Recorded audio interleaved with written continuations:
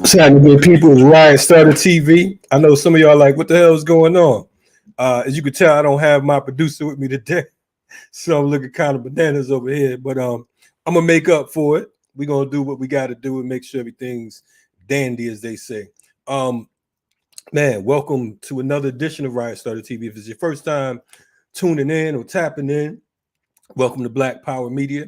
Make sure you hit that subscribe button because of the fact that this is the platform when you want that revolutionary fervor and you want information on what's going on in today's society, particularly around African people home and abroad.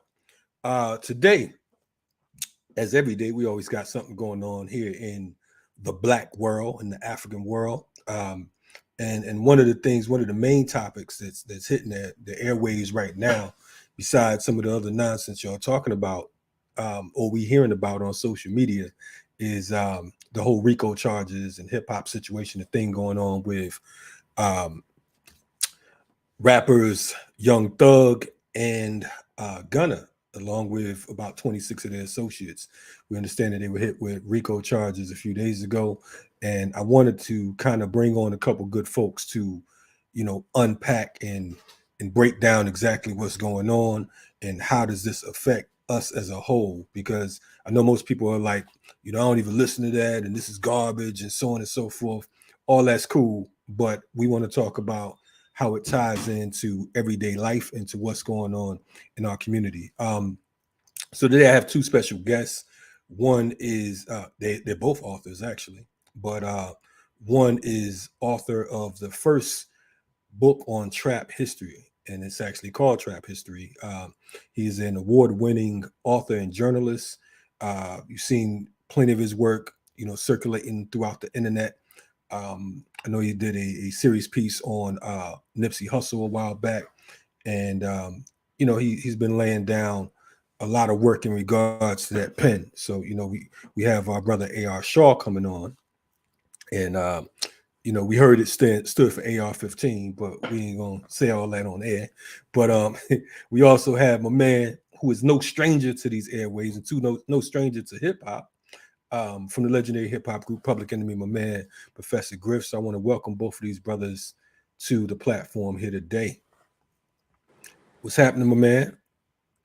How's everything going, everybody? I'm looking for Griff. I can't see you, Griff. Where you at over there? Peace. Can y'all hear me? I'm still here, bro. I'm right on. Cool. Yeah, it was good. Man, happy to have y'all. You got a song? Yeah. We in the business right now, man. We doing well. Okay. Welcome to the platform. Right. Yes. A.R. Shaw, man, how you feeling today? Man, everything's good this way. Thanks again for having me on this show to discuss this important topic, man. I think a lot of young brothers and sisters need to really understand what it means to cross that threshold when it comes to the law. And so I'm glad to be a part of this discussion. Right on. So I want to, the name of your book is, and make sure I didn't get it wrong, is Trap History. Is that correct? Yeah, it's Trap History, Atlanta Culture, and the Global Impact of Trap Music. That's okay. The name of the book. Okay, cool. For folks who are not aware or not familiar with trap music or the term trap music, what is trap music? So trap music is a genre of music that started in Atlanta. Musically, sonically, it's a lot of 808s, snare drum beats, a lot of melodic sounds that's kind of indicative of the South and the Atlanta movement musically. And from the content standpoint, it kind of highlighted what was happening in the Atlanta communities during the 1980s and the 1990s drug era, the crack cocaine era. It started out, you had artists such as T.I., Gucci Mane, Jeezy, and it kind of morphed into different other artists came to kind of give their voice to it. Now you have Future, Migos, of course, Young Thug, Gunna, Lil Baby. All these artists represent that trap music sound that's indicative of the Atlanta sound. And now the sound is global. When you hear that 808 beat and snares, you hear it in Africa, you hear it in Mexico, you hear it in Asia. So it's a sound that started in Atlanta that's now global. Word. So what would be the difference between trap music and drill music? It's funny that you asked me that because, drill music is actually an extension of trap music. It started in Chicago around like 2008, 2009, and it was instead of it's an interesting thing because I actually covered this movement when it first started in Chicago, and they were actually taking a lot of the trap beats, but instead of talking about the drug era, they were actually talking about homicides and murder and a lot of what was happening in the Chicago area in terms of gang violence.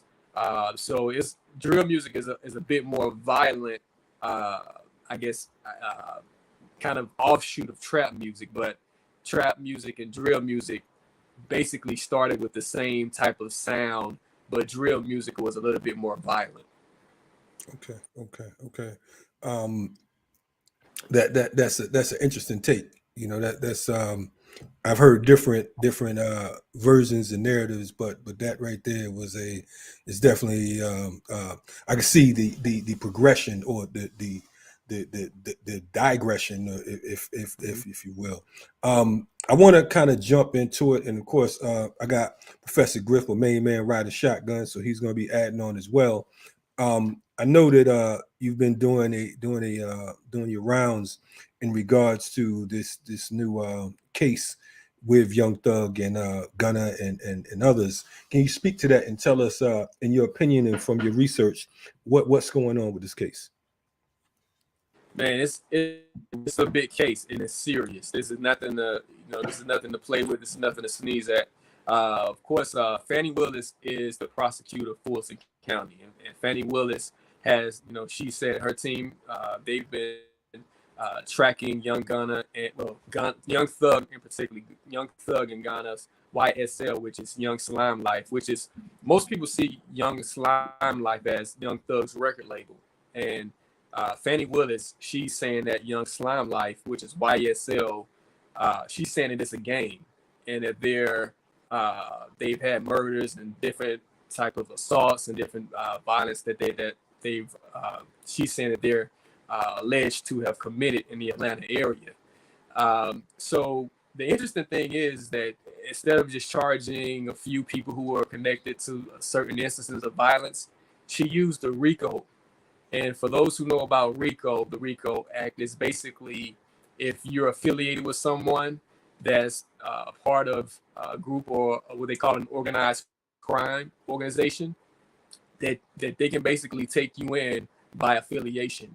It started in the 70s with, of course, in New York with the mafia. It was ways that they were trying to convict the mafia in New York back in the 70s, and it kind of spilled over. And you see now that most of the people who are caught up in the RICO are black gang members and individuals who are in what they call organized crime factions. So with the RICO law, you can basically, if you're affiliated in any type of way and they can prove that you were affiliated, you can get up to 20 years to life in prison. So it's a very serious charge, and if convicted, Young Thug can be sentenced to life in prison. So let's make it very, very clear for those people that are watching, like RICO, RICO. Let's explain what that is so people can get a very thorough, because a lot of times when we say we're doing our part, if we're negligent in the way we go about doing our part, we got to make it so damn plain. You understand what I'm saying? That Ray Charles and Stevie Wonder could have a card game. You understand what I'm saying? So we got to make it clear, bro. Shout out to Stevie Wonder. But I'm just saying, we got to make it clear, man. All right, so what is RICO? I took a long way around asking that question, but what is RICO? So it's basically a racketeering is the racketeering charge, and it started in 1970. Of course, like I say, they initially wanted to in the 70s. Of course, you had that the mafia was big in New York, and Professor Griff, I'm sure you know in the New York area, the mob was very big in the 70s, in the 60s, and the 70s, and so the federal government they were trying to find ways to get the entire mob instead of just one person. And so they created this RICO law where they can take down the entire mob, but it's usually built off of snitching, right? So it's really a lot of it is really built on someone within the organization telling on someone else till they get who they consider the leader. And right now, go ahead. No, I was about to say, and even under RICO, which is racketeering, influenced, and corrupt organizations, which is the RICO. But understand these words need to be defined. We're not going to go into that today. But when you talk about influence, it also encompasses the conspiratorial aspect of it. If you conspire, if they wiretapping phones and they text messages and you making cute little songs about hooking up with somebody else to do somebody else, then all of that falls up under RICO. And you need to understand that. You understand what I'm saying? So it could be tomorrow, after you release the song next week, or 10 years from now. Right. All right? It has no statute of limitation. They're coming for you. Plain and simple. Right. Now, I want to point out too that RICO is not just, of course, this is something that they use for organized crimes, but they also made efforts to try to come at members of the Black Panther Party and other organizations because of the fact that you're saying that you are an organized front. So in essence, like I'm sure we're going to get to with this particular case, you don't necessarily have to commit a quote unquote crime. You can just say that, look, I'm down with Public Enemy. You know what I'm saying? And I saw, Flavor Flav slap a white woman. You know what I'm saying? So, they saying, well, is it a gang or whatever? They was talking about such and such, so on and so forth. So now everybody's down with this particular program. You know what I'm saying? Of course, it could be different charges to add on with it. But no, I'm sorry. Go on. Go ahead, Kalonji. No, go ahead. Hit it. In Georgia, but we have to understand something now. It doesn't really vary from state to state, but the basic tenets of what RICO is still the same. In Georgia, the RICO law means racketeering, influence, and corrupt organization. Under the Georgia RICO law, it is a crime for any person through a pattern of racketeering activity to acquire or maintain any interest in or control of any type of property, business, so on and so on. So if you own a record company, all right, and you have clients, i.e. artists that are signed to your label, and they're doing this kind of activity, when 2 or 3 of them go down, you may go down right. You may go down right with them because you're the owner of the label. So you might be it's interesting. Crimes. But go on, I'm sorry. Yeah. So it's interesting that you say that, Professor Griff, because it's going to be interesting to see how far this thing goes, right? So it's like, okay, let's say that they can tie a lyric that Young Thug rapped to a specific crime, right? So let's say, okay, so that song was distributed by his record label, which is a major record label, which is 300. Now, are they going to go? Now, is Fannie Willis? Is she going to go as far as indicting the label owners of 300, which is Kevin Liles, and this is a major record label? Are you going to indict 300, the 300 record label, for being a part of a crime? So we're going to see how deep this thing goes, and if they're going to be willing to go that far to actually indict the distributors of this music.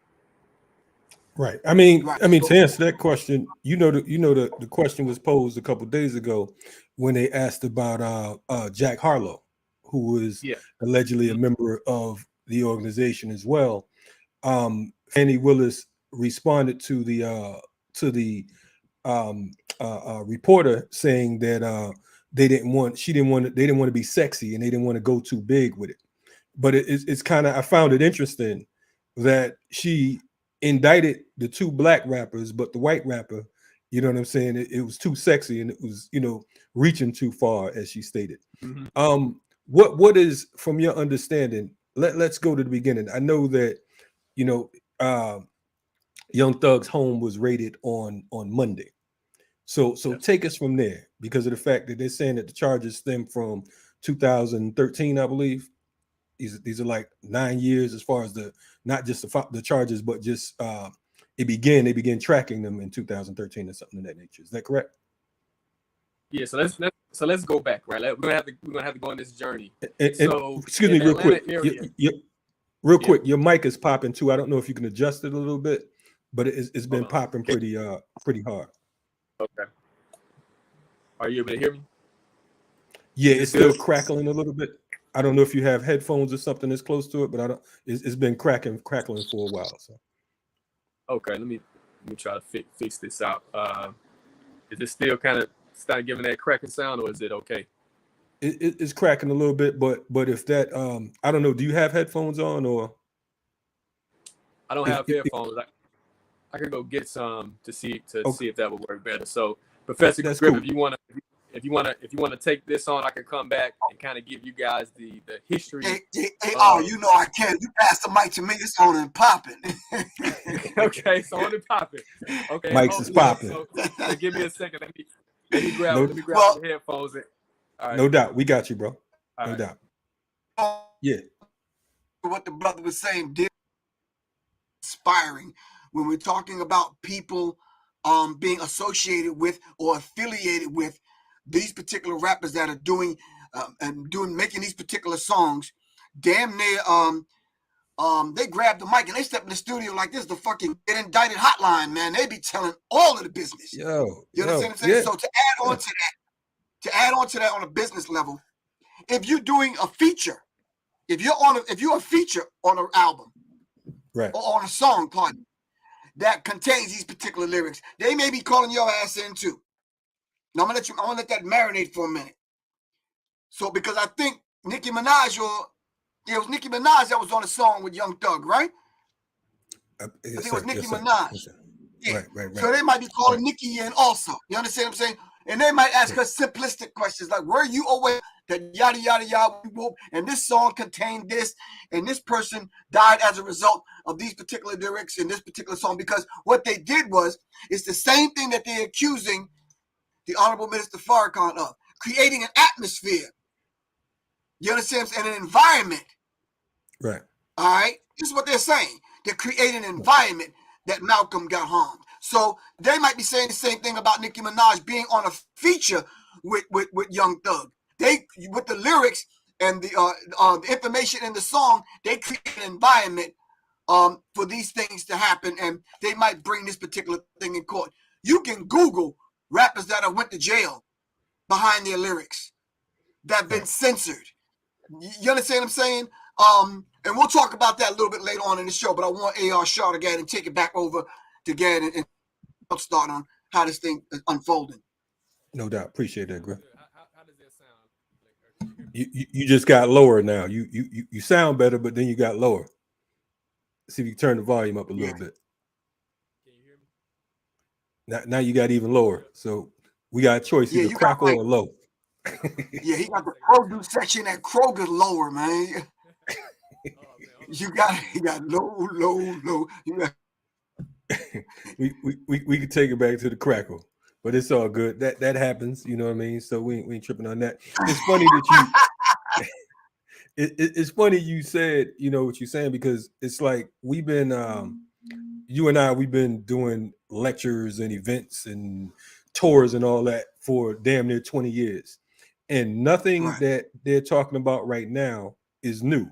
This is the same shit we've been talking about and telling folks, look, You can't be talking about certain things on the mic. You can't, you know what I mean? You can't social media, so on and so forth. We've been talking about this shit for so long. It's like it's almost I mean, I don't know. It's like the world was deaf or something. It's like you already know what time it is. And it's like it's this whole, it seems to be a snitch culture, for lack of better words.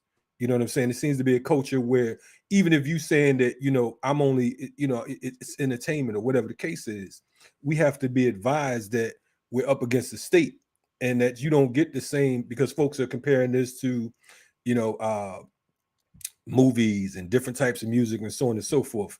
But there's a difference in it. These are young black folks that we're talking about here.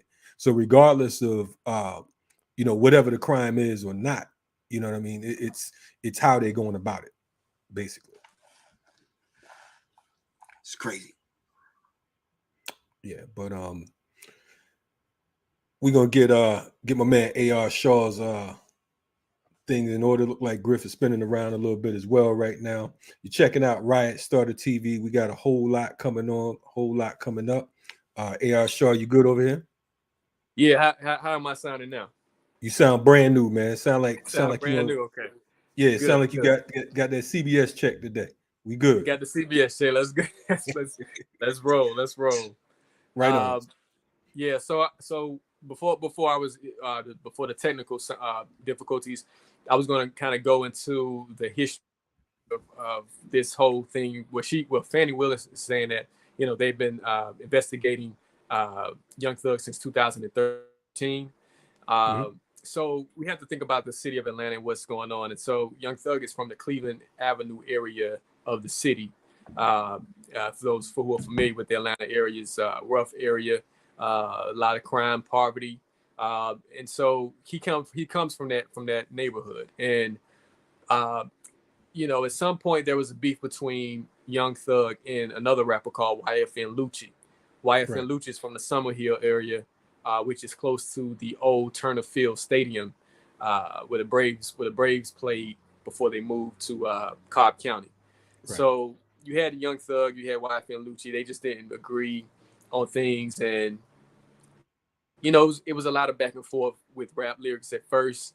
And the thing about, you know, when it comes to, you know, your community, your hood, sometimes, you know, the people who you grew up with, they're the ones who cause the most trouble, right? So it's like, you know, Young Thug, you know, he's from the Cleveland Avenue area, and, you know, he could be associated with someone who chose a life of crime, but they've been friends since, you know, childhood. And so it's like, you know, you still have those people around, they're committing crimes, and, you know, you become associated with that. You become a part of that. So a lot of times, it's like I say, it's just guilty by association. I don't necessarily think that, I can't say what I think or not, but I'm not sure if Young Thug actually put a hit out on someone or he orchestrated something as far as a crime or a murder that is involved. But if someone who's close to him, that he may have grown up with, you know, a childhood friend, you know, may have gotten off the beaten path or whatever and committed the crime, you know, Young Thug could just be guilty by association. So I think when the case actually goes to trial, if it goes to trial, you're going to see there's going to be a lot of, you know, evidence from the prosecution as far as them trying to tie in specific crimes to Young Thug. No doubt. And you mentioned YFN Lucci, who actually it's the irony behind this all. He also was hit with RICO charges last year, I believe. I think 56 counts or something of that nature. And it's almost a year to the date of the rush. I believe his was May 5th, 2021, if I'm not mistaken. And the situation with Young Thug, I believe, is like May 9th or something like that. So I find it real interesting that it seems like it's that time of the month or that time of the year that these charges are coming like that. I also want to point out too, because folks are talking about, you know, the situation in regards to the lyrics. They're talking about, you know, how can rappers be hit with the RICO Act, and you know, just at a cursory glance, we must remember that December 2014, Bobby Shmurda and 13 members of GS9 were arrested and charged with conspiracy to violate the RICO Act, and they faced 101 charges. Then I believe it was 2019, Tekashi 6ix9ine was arrested and charged with RICO in regards to his affiliation with the 9 Trey Gangsta Bloods. Of course, we know that he's an infamous snitch, so he ended up doing 2 years himself. And then, like I mentioned, YF and Lucci last year. What do you think the reasoning is behind the RICO Act and these artists themselves? Is it because of the quote unquote street organization affiliation, or is there a bigger message behind this? What's your thoughts on that? Well, hip hop artists they're easy to target. Like Professor Griff said earlier, if you're snitching on yourself on record and you're talking about crimes on record, and the federal the FBI can say, or they can link you or try to link you to these crimes that you said on record, you're an easy target. You're a known figure. You're using social media, so it's easy. It's kind of like it's almost it's easy pickings, right? Back in the 70s and 80s, when it came to organized crime, a lot of those guys were very low profile, and you didn't see them until you saw them. And so they did their crime and they did their dirt, and you never saw them. And so it'd take the FBI years to actually get someone back in those days. But now with social media and artists using social media and using different mediums to talk about or rap about crime, the FBI, they feel as if they have an easier job to kind of tie those crimes into the lyrics. And so it's just the FBI, they want to make it easy on themselves. And if they feel like they can get someone who's a rapper who probably snitched on themselves on record or social media, they're going to go after them. No doubt. Griff, you want to add on to that? AR, your mic is starting to beatbox again, but we all got Yeah, AR, I'm not sure if you're familiar with the body of my work that I did surrounding hip hop, the Illuminati, and some of the forces that kind of gave birth to the idea of criminalizing and weaponizing music, as Fela Kuti would have us understand it. The whole idea of weaponizing the music was just in and of itself notorious. You understand what I'm saying? Actually turning our music against us. So when Kalonji brought it to me that he's about to talk to you, I just said to myself, okay, this book here I put out, and I talked about that very same thing. The psychological covert war on hip hop. And I go into detail where when we talk about criminalizing hip hop, snitching on one of the hip hop's code of silence, how the police turned it back against us and said it hurts society, it hurts mothers, it hurts children. Now this is their approach now. This is their PSA and their commercial. You understand what I'm saying? To appease the parents of the people that might be affected by hip hop. Come to find out, once you pull one layer back, it was the police who were robbing people. It was the police who were setting people up. You understand what I'm saying? It was police who was turning the deaf ear and a blind eye to some of these things that was going on. I took it one step further and started unraveling who are these people behind the scenes. And once I started doing that, of course, them people came after me. Well, they was coming after me anyway, but I ain't give a rat's ass. You understand what I'm saying? But when I put the book out, people started to parrot what I put in the book. You understand what I'm saying? Which I didn't mind. The information was only coming through me anyway. It wasn't mine to own. Shout out to Black Dot, who wrote Hip Hop Decoded. He was laying it out in New York. We were doing lectures together, and then every now and then I'd hook up with Kalonji, Red Pill, Blue Pill, Wesley Muhammad, and a few other people, and we would talk about the weaponization of black music and hip hop being the focus. You understand what I'm saying? And I think this was a real true real dynamic. Like you said a few minutes ago, you didn't see them until you saw them, because they weren't blatantly putting it in lyrics, putting it in songs. Now it seems like these cats don't care, with the advent, with the internet being an invention that everybody can kind of like, you can just sign up and get you a channel and just kind of go for it. So when we start talking about holding, who are we going to hold accountable, them same people that I mentioned in the book, the same organizations, same companies, same people, you didn't hear anything from them. Why? Because now the cell phone companies and the internet providers are the ones responsible. No longer the record companies now, because you really don't hear about record companies anymore. A lot of these record companies have turned into what kind of cell phone service you got, what kind of internet service you got. You understand what I'm saying? And for example, if they're going after these cats because of their lyrics, where are they finding the lyrics? So now you got to come up to Spotify, Pandora's Box, Crotch, Underarm, whatever the fuck. You got to go after some of these other major cell phone labels and internet providers. You got to go after YouTube, Instagram, TikTok, and the rest of them. Because now you're creating the environment.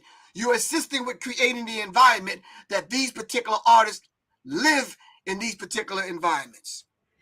You know, it's funny that you said what you just said, Griff, because, you know, I think I mentioned one time on one of your programs talking about the role that that the Seagram's Corporation played with Interscope, and how, if we recall, we had the whole the gin and juice thing by Snoop.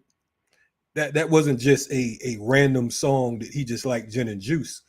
Right. Folks didn't know that Seagram's owned not only Seagram's gin, but they own Dole Juice, they own Tropicana, and another juice company. I forget the name of it. But so it wasn't a coincidence. But they also owned Interscope, which was the label that Dre had to deal through for Snoop. So, you know, it's just wild how when you talk about connecting dots, and then some folks, they be like, man, that sounds like a conspiracy theory.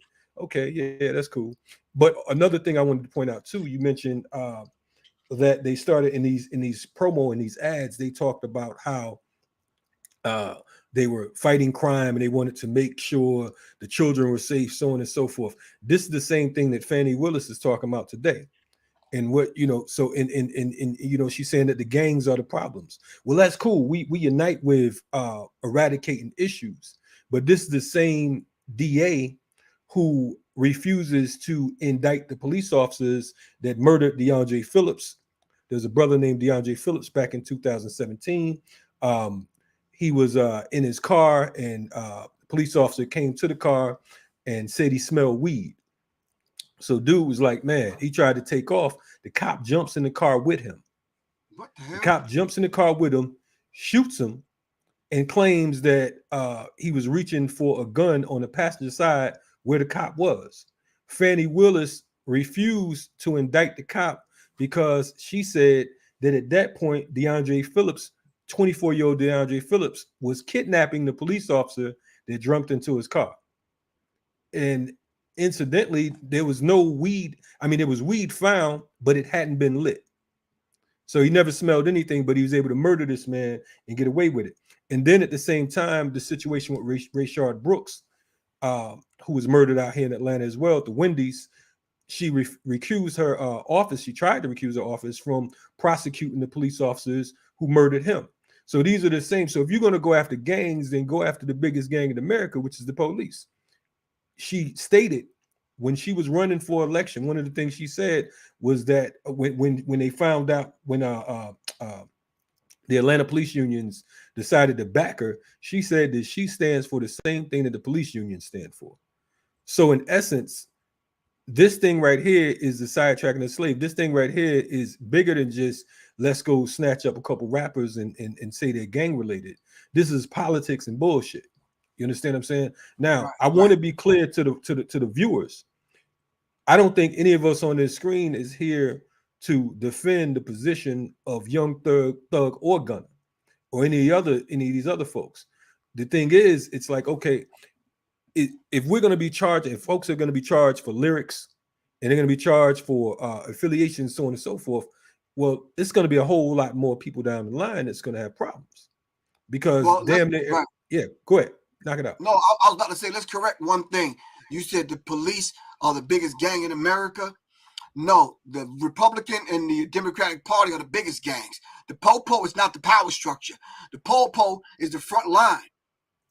Right. Right, Yeah. Right behind the Negroes. Yeah. But what I mean, the police unions themselves are the armed agents of the state who defend the Republican Party and all that. Right. So they're the local version of the military. So yeah, I agree with that.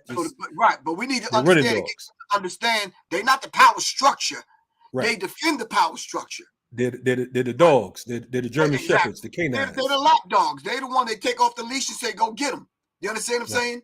Right. So we need to understand that particular dynamic. And if we have these politicians that are constantly going to defend the brutal, wanted murder of not only police officers against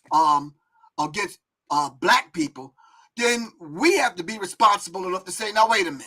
What's our duty and our responsibility, all right, to ourselves, to the young brothers that are coming up in this game? What's my responsibility as a 61-year-old MC in this hip-hop game? You understand what I'm saying? Rather than me shirking my duty and my responsibility and putting it off on politicians and police. You understand what I'm saying? Because like you, I'm tired of seeing mothers crying on the 6 o'clock news about their child getting murdered. You understand what I'm saying? Oh, he was a nice boy and he was this, that, and the other. He was getting his life together. No, ma'am, your son was a fucking murderer and he was out on the streets doing any and everything to any and everybody. Right. So now we can either take that and say, oh, Griff, you sound like an old man right now, bro. Yada, yada, yada, whoopie whoop. And you can take what I'm saying and cast it and kick it to the curb. But what I'm saying to you, if you do, then you got to deal with the consequences and the repercussions of us not standing up and talking to these brothers firsthand. Heard up. Let me, and I agree with that. A.R. Shaw, I know that you were acquainted or have I know you gave Gunna his first national interview. Let's talk about these artists because Griff and I we're a tad bit older apparently. You know what I'm saying? And you would probably have your finger to the pulse of of the streets a little bit closer. Tell us, like in your estimation, who is Young Thug as a person? Who is Gunna as a person? And just for the audience, because as Griff just finished speaking on, we could take the position and say, look, that all you motherfuckers are criminal, or you could say, okay, is there any humanity, and was there any attempts to make change within the community? Okay. How am I sounding as the mic? Is it okay? You sound better. We're gonna rock on regardless. Okay, let's do it. Yeah. So don't worry about it. Yeah, so I interviewed Young Thug. The first time I interviewed him was 2014. He had just came out. He had his song called Stoner, and he was coming up. He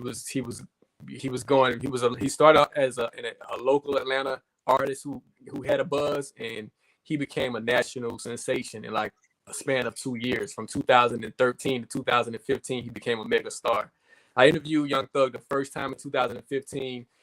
He was like a quiet. He was kind of quiet, but he had an interesting story. He talked to me about growing up on Cleveland Avenue and the things that that he witnessed and trying to help his family get out of poverty. He has a lot of siblings, and so he grew up in an area where his family didn't have much money, and this was him catching a break pretty much helped his entire family out. This was his moment to actually change the course of his family's life forever. And so, I never got any weird vibes from him. He did some things in the community. He did some give back. He gave back during he had back to school drives for his community in Cleveland Avenue. He did some stuff for the Atlanta Food Bank where he, donated some meals. So he did some things in the community. Gunna, I interviewed him for the first time in 2017. This was like his first. He was just coming out, and I got him on a national cover in 2017. And you know, he was a cool. He seemed like a cool kid as well. Like he was, you know, he came from the south side of Atlanta, which is like the Cottage Park area. And Swats.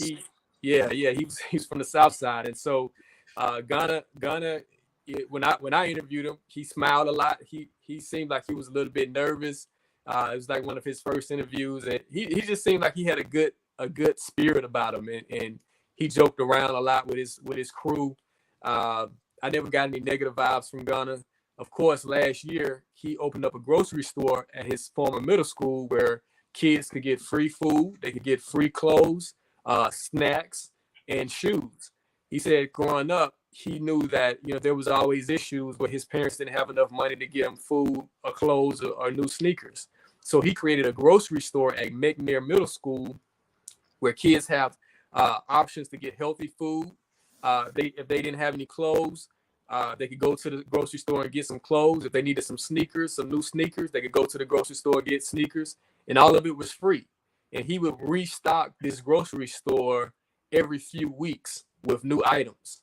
And so that's something that was major, you know, that because you know, it was something for someone of his stature to give back like that, to give back to his community and say, look, I know what these students went through growing up, because I did the same thing. And so he did something to kind of solve a problem, to solve an issue.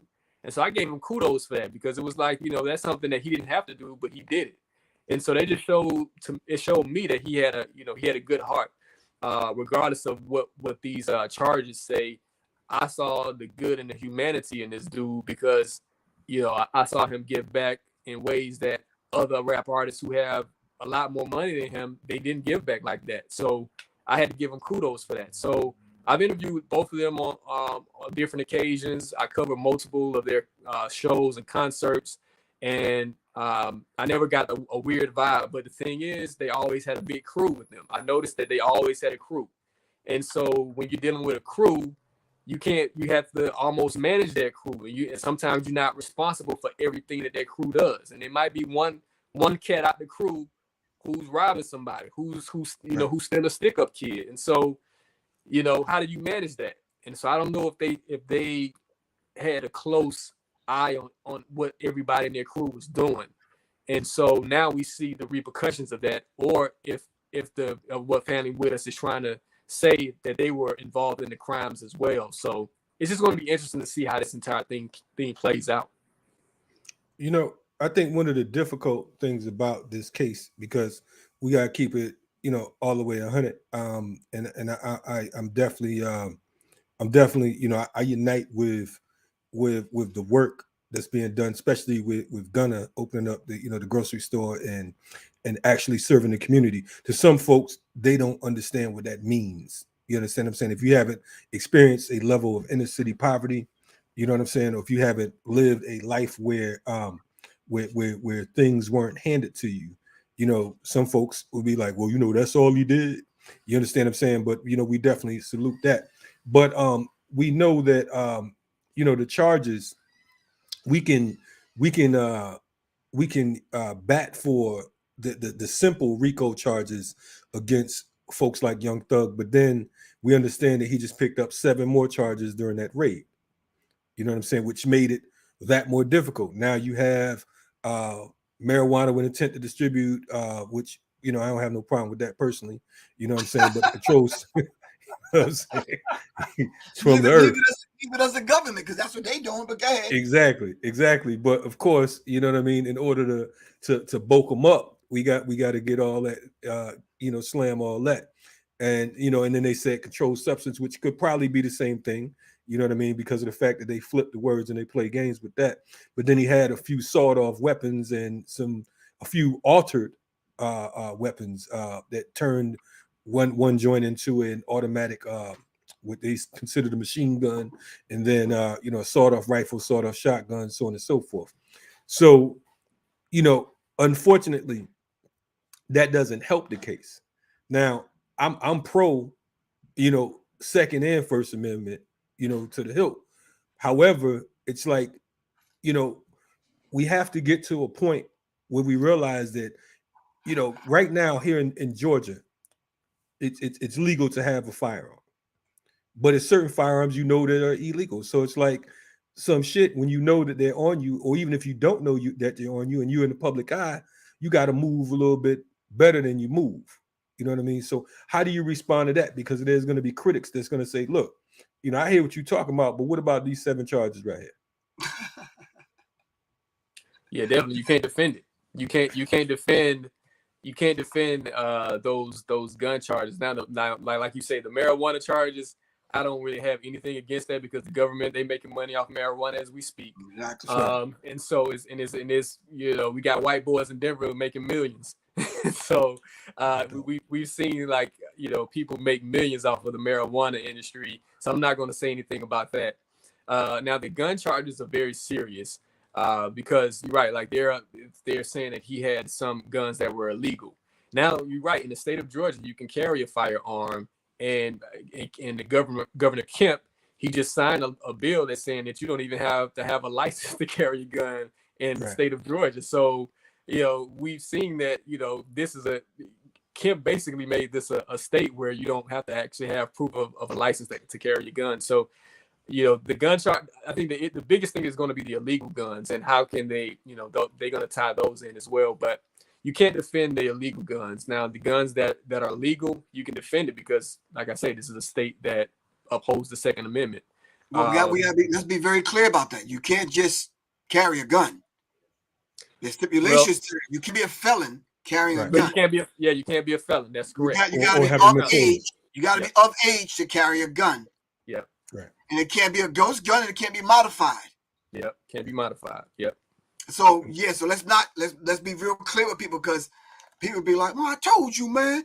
You understand what I'm saying? Yeah. No, bro. They gonna say A.R. Shaw said it. He said it's cool. Yeah, right. You can't, like I said, like there are illegal. Yeah, there are guns that are illegal, and they said that they found several guns that are illegal in his possession, and he's gonna have to answer to that. And just off the guns alone, him being a felon, he could get some years for that. So it's looking really bad for Young Thug. I think Gunna, on the other hand, from what I'm seeing right now in the indictments, I don't really see him being connected specifically to anything, only his affiliation with the others. So I think Gunna is going to be able to get off more so than Young Thug. I think if these charges hold up, Young Thug will probably serve some time. So I want to ask you all this because I'm sitting here and it's crazy as hell that boom, here it is, you've quote unquote turned yourself into a legit businessman, right? But yet you still holding the work. You know what I'm saying? I don't know, that's real confusing. Just coming up in the 80s, certain things certain people didn't carry and didn't do. You know what I'm saying? You didn't even have to be strapped in certain cases if you walking with the shooter. So I'm kind of confused. And then with the whole thing with the lyrics, because of the fact that, again, we're pro First Amendment, but one thing that Fannie Willis said when she talked about the whole First Amendment, she said that that it was basically wasn't going to apply to the prosecutors, you know what I'm saying, when they're prosecuting cases like this. And another thing that I thought was interesting was she was saying that that she was looking for the majority of them to face life.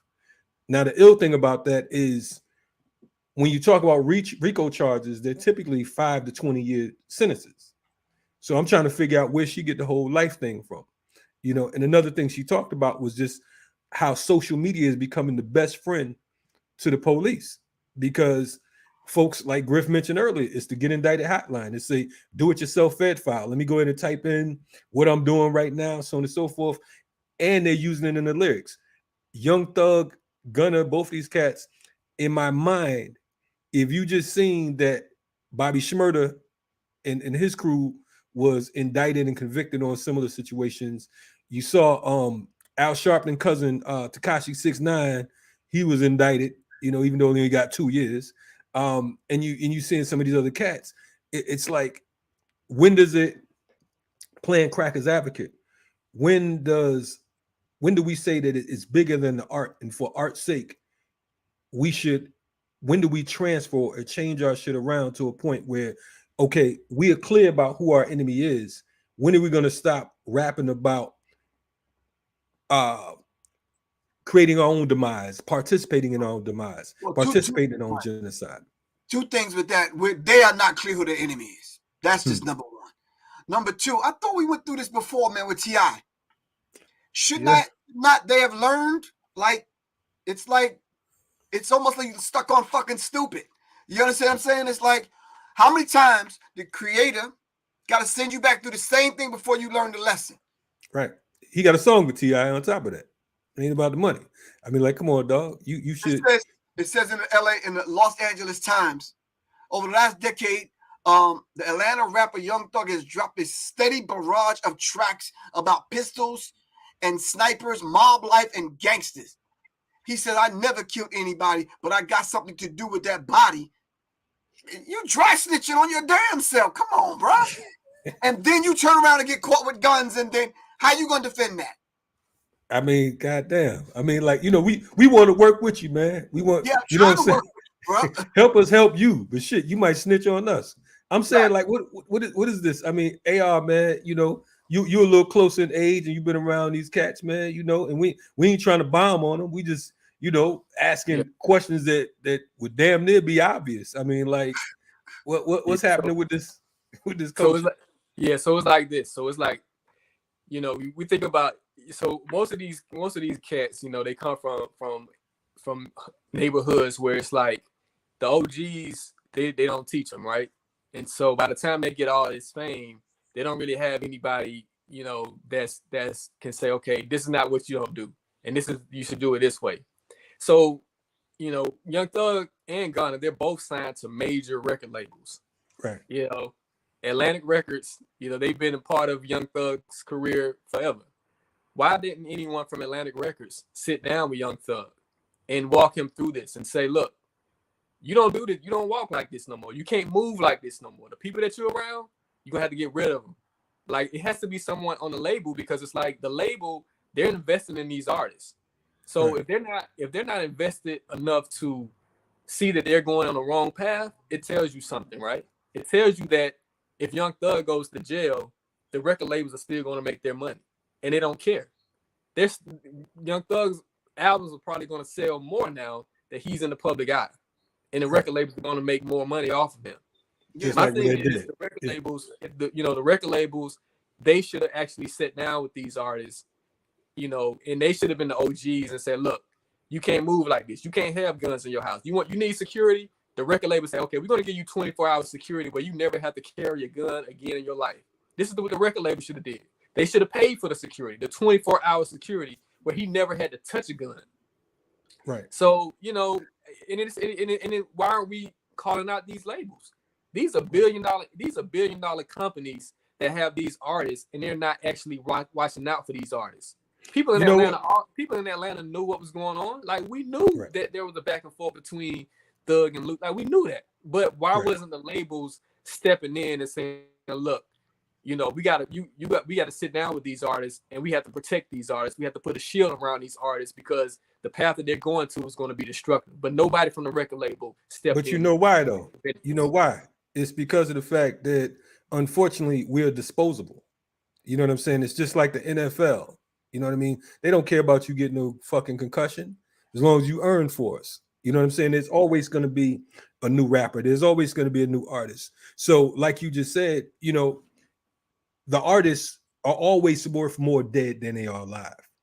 They're always worth more locked up than they are free. So it's a machine, and unfortunately, they fell into the nigger machine. The nigger machine is manufactured and operated by the labels, by the power structure. You know what I'm saying? That's what capitalism is all about. It's always going to be someone at the bottom to keep everything propped up. So they don't care if these cats gun each other down. That goes all the way back to the whole Pac and Biggie thing. You know what I'm saying? You had Jimmy Iovine, and you had who was over Puffy's label at that time, Griff. I'm trying to think who was doing the distribution at that Was time. that Clive Davis, Griff? Yes, Clive Davis. So you had Clive was over Clive Davis. right. Clive. So you had Clive Davis and Jimmy Iovine. You mean to tell me that they couldn't set these cats down and say, listen, y'all fucking up the money, y'all about to get shit twisted, so on and so forth. We need to put a stop to this shit. No, it's cool because of the fact that they can be murdered in real life. And 25 years from then, they can have hologram concerts going on tours and they'll still make money off their image and likeness. You understand what I'm saying? So the same thing with the Young Thugs and all these other cats. It's like you said, the OGs have to step in and pull a coat. But that's in community as a whole. That's with us as a people as a whole. Because even in movement and struggle, but being a part of the quote unquote liberation movement, we see that oftentimes some folks are hard-headed as well. Because like we were talking earlier, Griff and I, we've been talking about this shit over 20 years. And still, to no avail, it's the same program. To me, it's like, I mean, how silly can you be that? And I understand the fact that we're looking to advance. And oftentimes you take a cat who came from nothing and you put them in the middle of something and they have things that they never had and they're in places that they never been. Certain things travel and come with you. But you have to be able to draw the line at some point. So where does that responsibility come? Because we're going to play crackers advocate real quick. Where does the responsibility on the community come when we say, okay, boom, we're not just ciphering money from these artists? Because folks always want to know how the artists contributed to the community. We have to ask the question, what role is the community playing with the artists at this particular point? Right, and we can't be fooled as to think just because you give out a few fucking turkeys on Thanksgiving that you're doing something in the community. No, sir. No. That don't work like that. No. What's your thoughts, AR? Well, like I say, it's bigger than the community. Like I think, when you get to that, you gotta understand. So these are young guys who have millions, right? Yeah. They're probably not, the average person in the community can't reach them and talk to them and talk some sense in them, because it's like they're at a level, and Griff, you know this, you've seen this in hip hop. When you get to a level where you're so big, it's hard to talk to these cats. But if you're like I think if the label is investing, Hold on. Go ahead. I still got to go through Griff's agent to talk to him. But you said so big. You give a motherfucker a name badge at Burger King. It's hard to talk to that motherfucker. You give him the key. You ain't bullshit. No, I'm sorry. Go ahead, man. You ain't giving away no extra napkins. But go ahead. My thing is this, man. I don't know if anyone from the community. Well, there are people in the community that are respected that could have pulled that code, and I think you guys need to check out Wallow, who has the podcast. Yeah, Wallow actually he talked to Young Thug, and there's a clip going around where he told him, he's like, look, you guys can't be doing the same stuff that you've been doing. And this was probably like 5 months ago. Well, Wallow pretty much told Young Thug to his face, you can't be doing stupid stuff no more. You can't. You making too much money that could change your family's life forever. You can't be doing stupid stuff. And he told Young Thug this to his face 5 months ago in a podcast. Wow. And so if you got an OG like Wallow who did 20 years in jail telling you, look, you don't want to go down this route, and you still going down this route, what else can you do?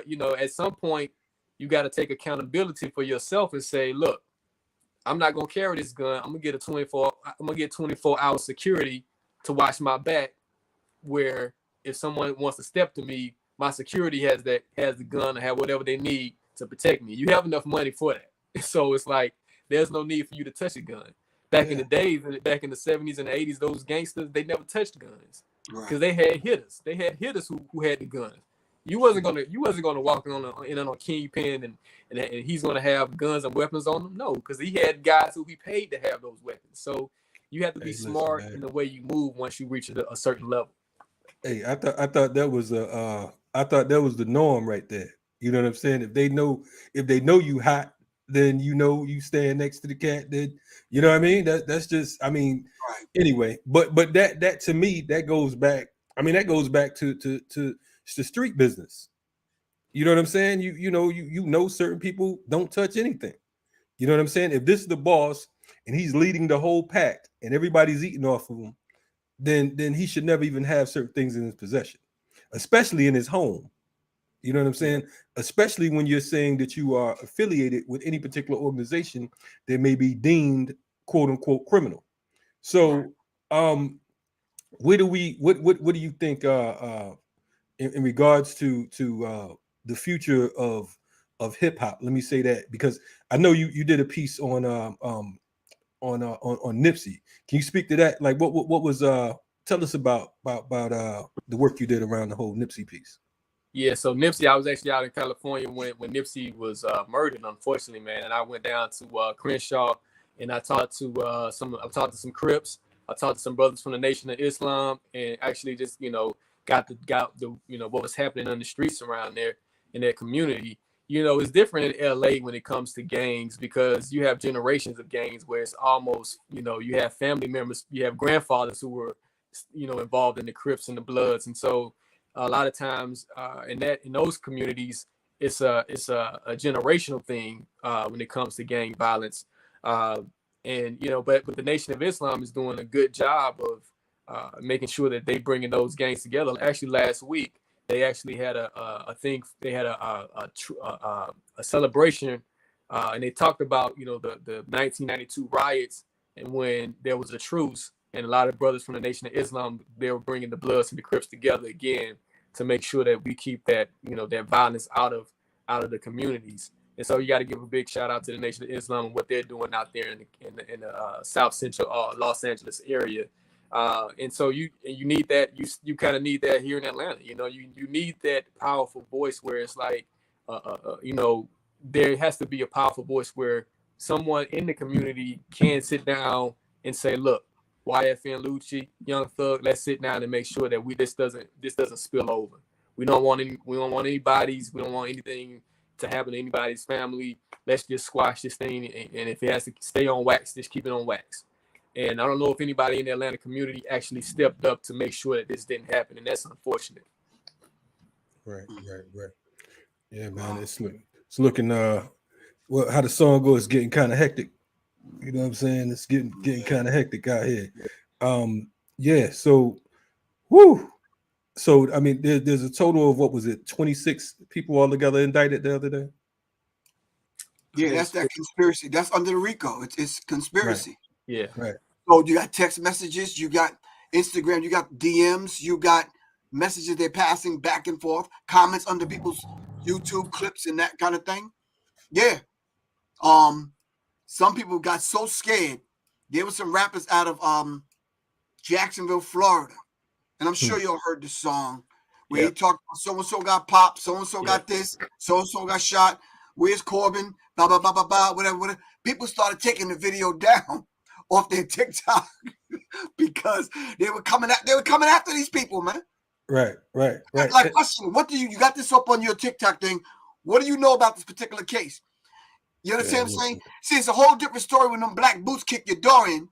Yeah, it's different. Or them black suits. Or alphabet boys come knocking on your door. You understand what I'm saying? It ain't cute no more. It ain't a TikTok video no more. Yeah, it ain't an Instagram post either. But that's the thing. It's that's how you could tell folks who never had no problems with them folks, because of the fact that some of the shit that they be saying on the internet be so reckless. I got cats that call me talking crazy. I just hang up automatically. It's like, man, your phone keep hanging up. Yeah, it don't answer no more, motherfucker. There's something wrong with it. But this right here, like I told you, the Get Indicted hotline. Yeah. This is for the viewers. This is, our children. We need to pass this on to them because of the fact that I see so many youth right now where it is a badge of honor to talk about what you did, to talk about your business. The first thing they want to do is whip a cell phone out and start videotaping. Yo, I'm just amazed. I'm so grateful that me coming up in the 80s, that we didn't have this shit, because of the fact that half of us wouldn't have made it out the 80s. Right. Because of the fact that these motherfuckers, they'll just walk up to you and Griff, they'll start recording you. You'll be having a private convo with someone. And I think you and I might have been talking at one point, Cat just coming in with the camera, just like, God damn, who you? Oh, nah, I was just, what you mean, motherfucker? Right. Over in the corner, you know what I'm saying? But you see, they think that's acceptable behavior until you got to check someone. I checked this I don't even know what to call it. It was a man, he, she, woman, whatever the fuck it was. I checked this piece of shit at the airport, and somebody wanted to give me some grief about it. Not somebody, somebody's plural. Right. I said, man, you better get the fuck out of my face. I'm not one of these kind of TikTok motherfucking dudes. I'm not that dude. I'm that other dude, man. Right. Yeah, right, I'm just not. I'm not him. I'm not for the cutesy little fucking little cute little thing that you want to do. I'm not. Right. I'm not. I take my life very serious, man. Right, and they'll tell you, they're like, oh no, I'm on my live. What the fuck you mean you're on your live? You know what I'm saying? like you, I mean, you know, it's incredible. But I'm noticing this is around the country. I mean, I'm noticing even in New York, same thing maybe a couple months ago. And all of these cats got guns galore, pointing in the wrong direction. And it's just like in every song, you know, folks talking about killing each other. Yo, let's, you know, I'm smoking on somebody. I'm smoking on this one. I'm smoking on that one. More rappers, more rap. And I can't even call some of these cats hip hop artists. I don't even know where the fuck they come from. More rappers are dying than ever before. I remember it was so far in between. Now it's like every other week. Little this one, fat that one, skinny that one. You know what I'm saying? It's like, what the fuck is going on? You know what I mean? It's like it's I don't know. It's like they're playing a video game and think they're gonna come back after, you know, after they get blasted or whatever. Yeah, but I definitely any words of advice, AR Shaw, man, I know you got other business to attend to and everything. Is there anything you wanted to touch on in particular that you think that folks need to know or can benefit off of? Yeah, man. I think, you know, what's interesting is that, like, one day before the indictments came down, Kendrick Lamar released an amazing video. Yes. He released an amazing video. And in that video, he said, our culture is toxic. And he called it out. He said, we have a toxic culture. We celebrating, you know, a toxic culture. He called it out, Kendrick Lamar. And so a day later, we see that what happens when this toxic culture is celebrated.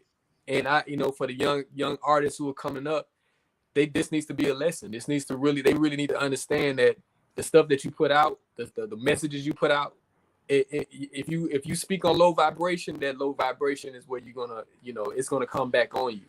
And so, you know, if you want to be an artist, like I'm saying, I love artistry, man. I think rap music is one of the best inventions in the history of the world. Like it's something that can touch people around the world. And I think if you use it as a tool to communicate and use it as a tool to uplift, you can tell your story as well. But don't go into this thing where you want to get to a point where you're advocating violence against other Black people, because that's not going to help us. That's not going to help us as a culture. That's not going to help us as a people. So for the young cats coming up, I'm just going to say, you know, use your words wisely. You know what I'm saying? Use your words wisely. And use these mediums wise. Don't snitch on yourself. Social media isn't your friend all the time. Don't be the first one to feel like you have to prove yourself just for clout. I think the baddest thing about social media is that it made everyone want to get clout and do things just for attention. You know, right. This is the attention generation where everybody wants to be look at me. This is what I am. Like don't be a part of that.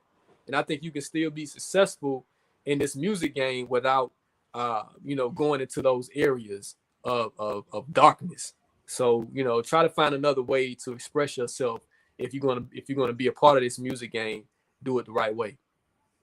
Man, that right there was you know, that was the realest, because it hit right to the point. And I think that we are, you know, you're right. I mean, it's like social media is like, you know, I mean, it's insanity. Your worth is measured. It's sort of like it's a it's a online web version of real life. Meaning, you know, your worth is your value is measured on the planet in how much money you have. On the internet is how many people following you, who subscribe to you, who liked your shit. Such and such said he liked what I said. I mean, like, how does that deal? How does that work? I mean, what value does that hold? You know what I'm saying? I mean, I hear that shit all the time. Like, yo, such and such like my shit. I'm like, so? Or they'll call you like, did you see such and such like this shit? Oh yeah, did he write a check for our community work? Right. No, the fuck is like, but that's where we are. Griff, man. What do we have to say, man? Like, where are we? What we need, man? I think that or is it over? Do we need to break out the stop snitching t-shirts again? I thought that was the dumbest shit in the world. No, I know, but you need to let that ride out, man. You need to see some of these people need to bump their fucking head. Some of them need to sit still for a minute, for real, man. And it's sad to say that, but it's true. When I saw an AR show, maybe you can help me, bro. I saw brothers pretending to be gay just to get put on. Wow. Faking like they gay just to get more YouTube views and eyes on them. You understand what I'm saying? Doing outlandish stuff, wearing dresses and putting guns in their mouths and all other kind of stupid stuff. Chuck D was right when he said attention is the new currency. Attention is the new currency. Come, see me. See, I mean, look at all the, go on TikTok and see all the grown men doing foolish shit. Right. Silly shit just to get attention. And it is sad. It's really sad. But the day we've come to a time where the culture now, it's almost feeding on itself. It's rotting from the inside. It's feeding on itself. And when we finally wake up and say to ourselves, well, that ain't our culture. That was introduced and supplanted in the culture. You understand what I'm saying? They've turned hip-hop and rap music into a culture of death, man. I talked about it in both of my books, The Psychological Covert War, book 1, and I laid out the symbology in book 2. You talked about this. These are decades old. It's not like it ain't no new thing, as Gil Scott said. Exactly. And then the Dale Joneses before me. Right. You understand what I'm saying? He talked about it. So this is not new. You understand what I'm saying? So I'm presently doing this, developing an urban tactical mindset. And I know that the young brothers that do got cases and got paperwork on them can't necessarily come to the classes in person because it might be some firearms in the building. So I said, we'll take the goddamn class online. As long as you know the law. Now, A.R. Shah, you ran down the fact that Governor Kemp signed into law the constitutional carry. Until we stopped and paused for a moment to break that down briefly, cats really truly thinking that they can walk around here with guns. Right. Because they're not reading the fine print. And brothers are getting caught up. You understand? So I stopped one brother in the parking lot, and I saw his Glock hanging out his pants, and it was sagging. So I said, bro, if I was to move on you right now, how would you get your gun? You got to go all the way down, damn near down to your ankles to pull your gun. You're on your phone. You got groceries in your hand. Your pants are sagging. You understand what I'm saying? The gun is loaded. Right. Nothing protecting the trigger. Come on, bro. Let's be smart. Come on, man. You're gonna shoot his damn self trying to get away from you. And then he want to run the fake conscious move. I see it all the time. Respect, elder. Fuck that. Listen to what the fuck I'm telling you, man. You understand what I'm saying? Put the gun in the holster. You put your goddamn pants up. Fuck all that respect, elder shit. Respect me by let me see you do what I'm asking you to do. Yeah. Well, I got you, Unc. Yeah, right. That's a new thing. Yeah, I got you, Unc. You understand? I'm gonna donate to you, Unc. I be seeing you online and shit, Unc. Right. So what does that mean? Man. I'm less concerned with your likes and your hits and your fucking views. I'm not. No, bro. When I see you, make sure you moving the way you need to be moving. You understand what I'm saying? Because now, if I was Officer O'Reilly on the beat, you understand what I'm saying? You're done. It's a wrap. Now it's a confrontation. It's like, come on, man. Right. We got to be smarter than that. Nah, man. I definitely appreciate the words, man. It's woo, man. Listen, it's crazy because I just thought to do this show yesterday, and shout out to my man Mauli Davis, Attorney Davis, and folks like Killer Mike. I know we were talking about doing some things publicly in regards to breaking down what's going on with these laws and the youth. You know, we have to literally take these kids by their hand, and some of these young adults, I mean, some of these cats are aging better.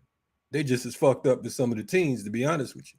You know what I mean? But we have to get this thing in order. We can no longer run around talking about what the police are doing and what crackers are doing if we're not working towards advancing and recreating our paradigm.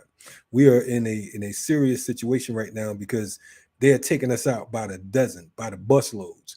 Literally, that's damn near 30 young people that just got snatched up the other day.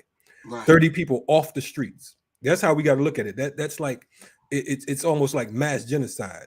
Now, again, are we just saying that they have no responsibility? Indeed, they do. But we have to figure this thing out. We have to figure out how do we snatch them up before the state snatch them up and throw these cases on them. Because once you have those cases, like Griff was just saying a few minutes ago, I mean, shit, you can't even go to the range now. You can't even be around the motherfucker with guns. Exactly. Let me, like you said, let me play crackers advocate. If Wallow, who obviously up there got their ear and got their respect, can't talk to him, what makes you think they're gonna listen to two old motherfuckers like you and I? We done. Griff, hey Griff, don't be trying to make me at the bottom of the screen. Yeah, don't be trying to make me old, Griff. Hold up. Come on, man. Like, come on, Kalonji.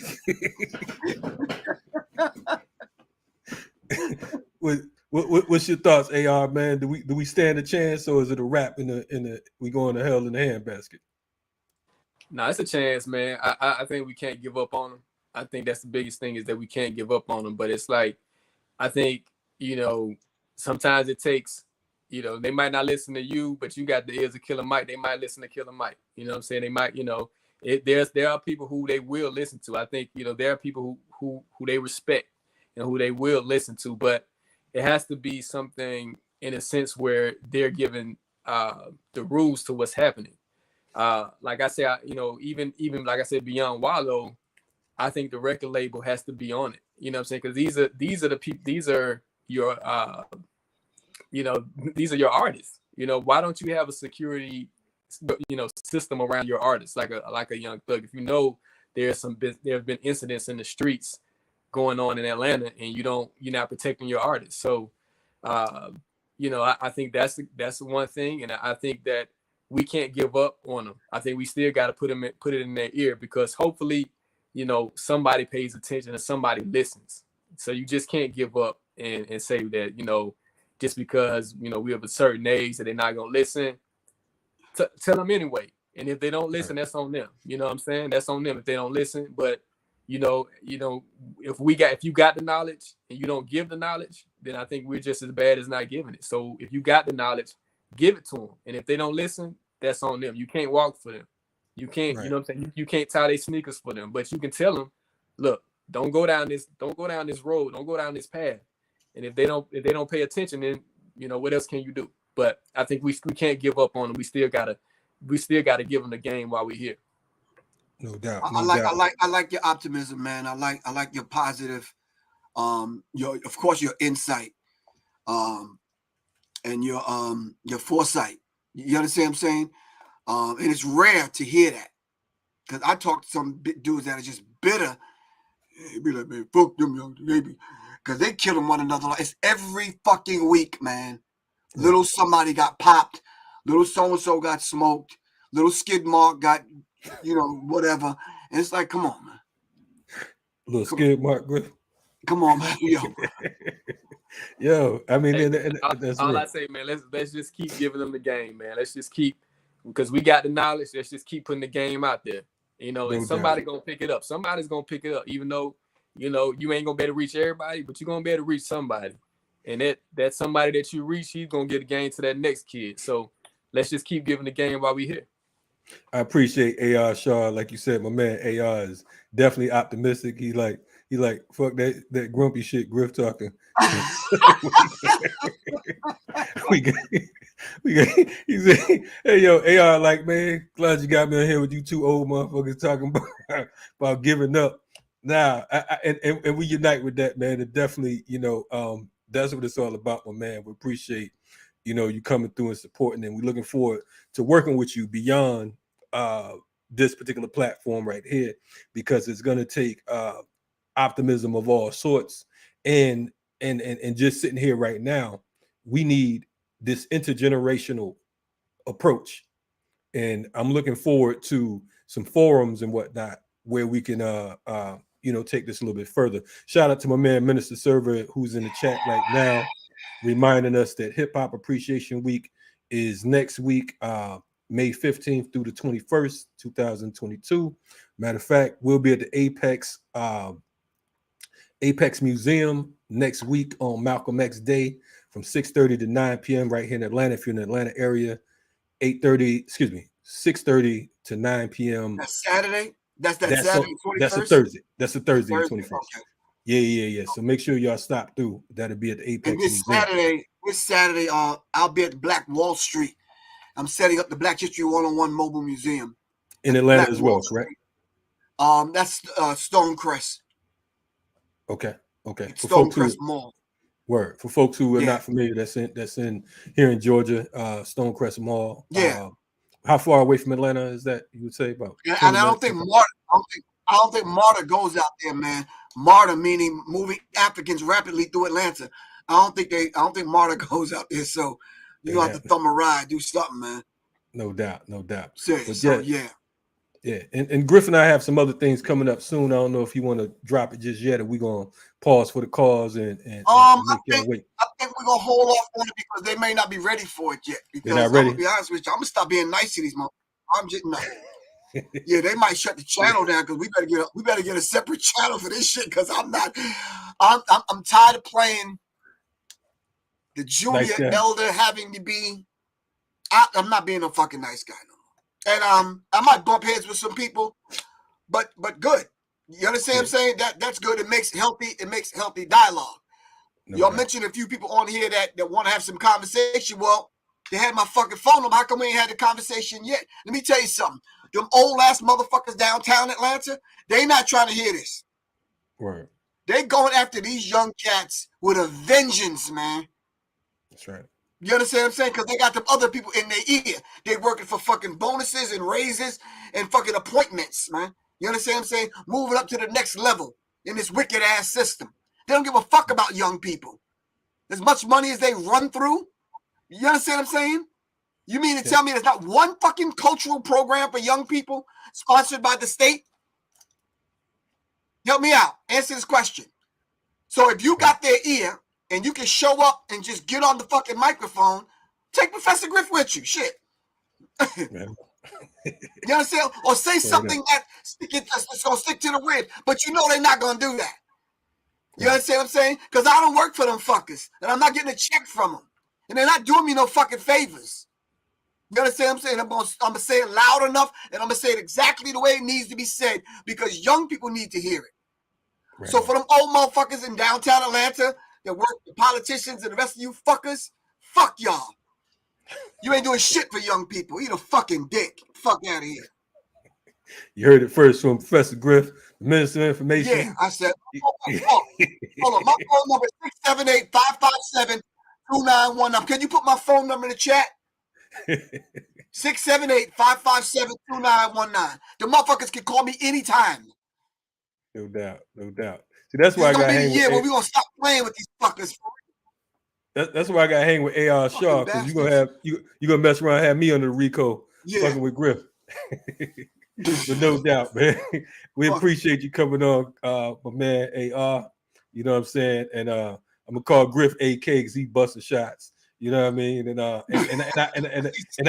feel, I feel the sentiments because it's like, hey man, we're dying at a rapid rate.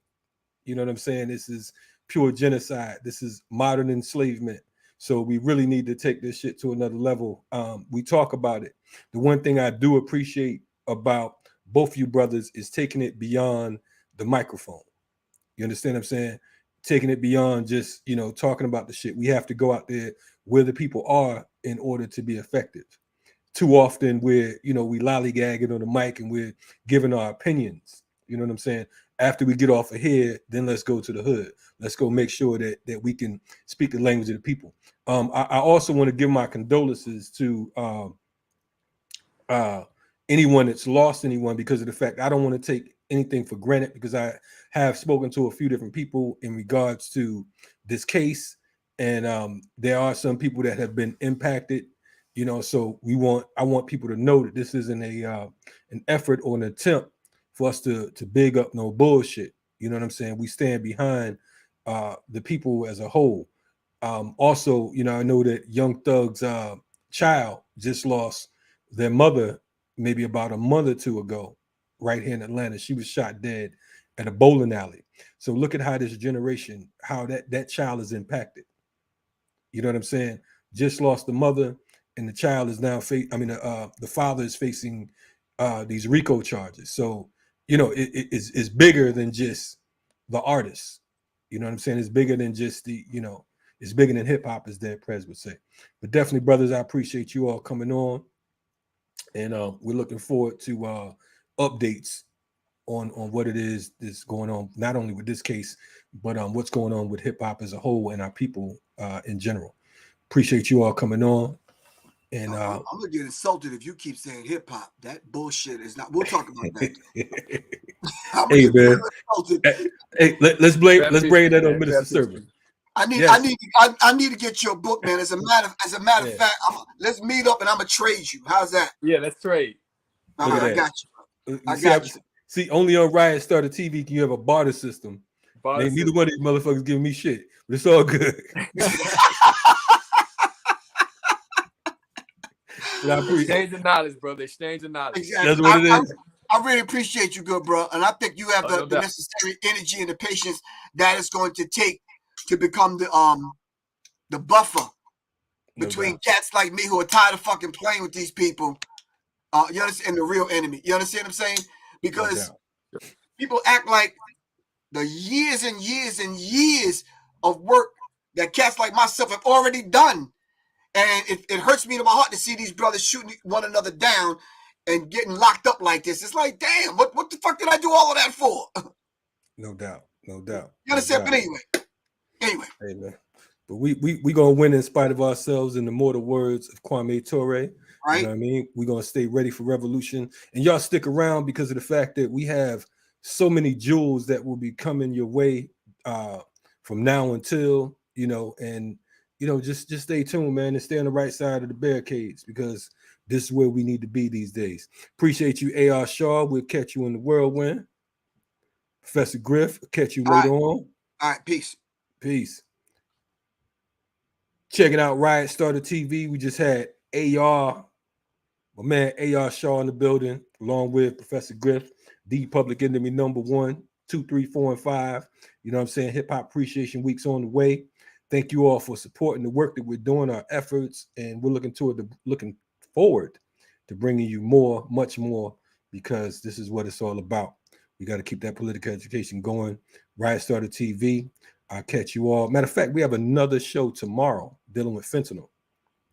So check it out tomorrow at noon.